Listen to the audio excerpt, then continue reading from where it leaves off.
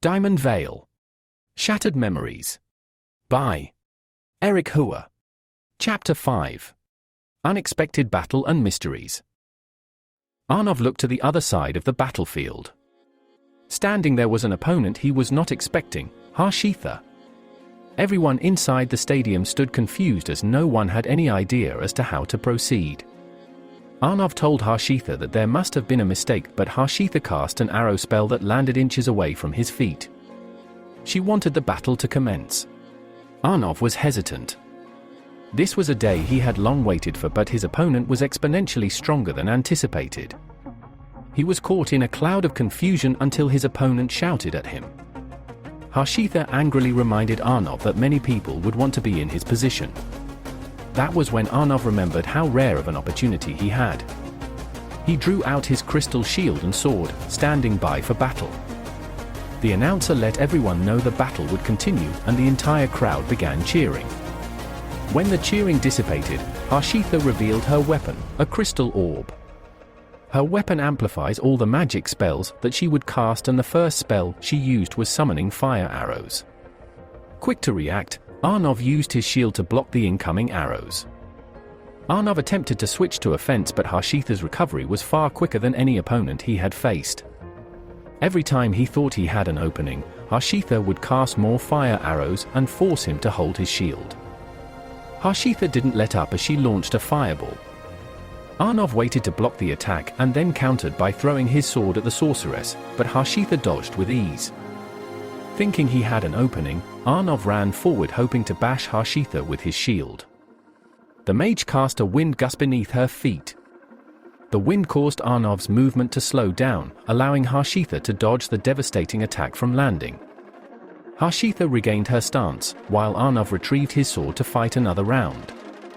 Now that Arnov had figured out the timing of the flame arrows, Harshitha casted a different fire spell. The crowd watched in awe as Arnov was about to be surrounded by a cyclone of flame. The fires from the cyclone kept growing until it completely engulfed Arnov within.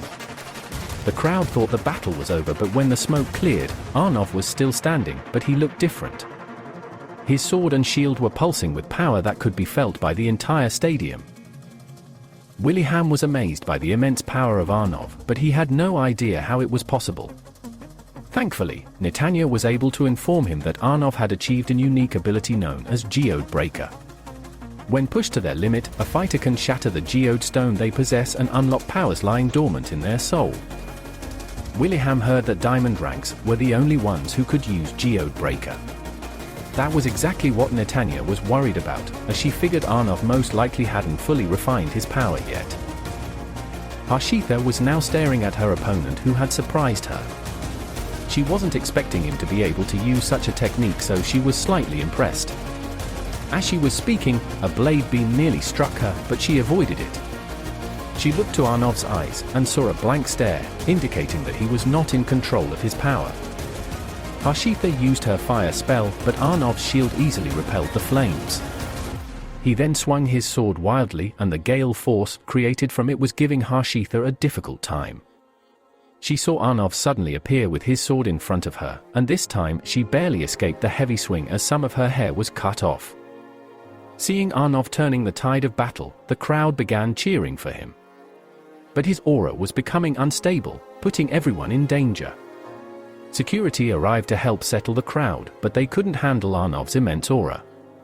Even the police officers were in danger as panic filled the arena. Harshitha looked around and saw everyone at risk of Arnov's uncontrollable power. She looked to her geode stone and then back at Arnov. She was prepared to break her geode stone, but she stopped when someone appeared between her and Arnov. It was the intruder from the other night. Myla's kick was initially aimed at Jacob's head, but she switched her target at the last second and went for his dominant arm. The force of the kick was so powerful, it knocked the spear out of Jacob's hands. There was also a bone crack that could be heard from his arm. Knowing Myla could have landed a lethal strike but chose not to, he decided to concede. He found a spot where he could sit down and tend to his arm. Jacob was also curious as to how Myla was able to stop his attack. Myla wasn't sure herself as her body moved on its own, and she felt she had seen Jacob's attack somewhere before. The gatekeeper was shocked because he didn't remember showing his lightning technique to anyone. Unable to answer his question, Myla asked if Jacob could tell her anything else about the creature that took his brother. He explained that there hasn't been a clear answer, but rumor has it that the creature didn't start appearing until a little boy ran off into the polluted wilds, crying and never returned. It was around that time that people who traveled into the polluted wilds during the night began disappearing after hearing a deadly wail. That led to more questions from Myla, but a bell rang, signaling the arrival of a new gate watcher. Jacob pointed to the direction of the polluted wilds and told Myla that she had to leave immediately. Before she left, she told Jacob that she had a feeling that his brother was still alive. She promised that if he was in the wilds, she would bring his brother back to him. Jacob thanked Myla as she turned away and headed towards the polluted wilds. Right after she had disappeared, one of the gatekeepers who was scheduled to replace Jacob on duty appeared. The guard asked Jacob if he had anything to report from his watch. Jacob replied that it was the same as any other night.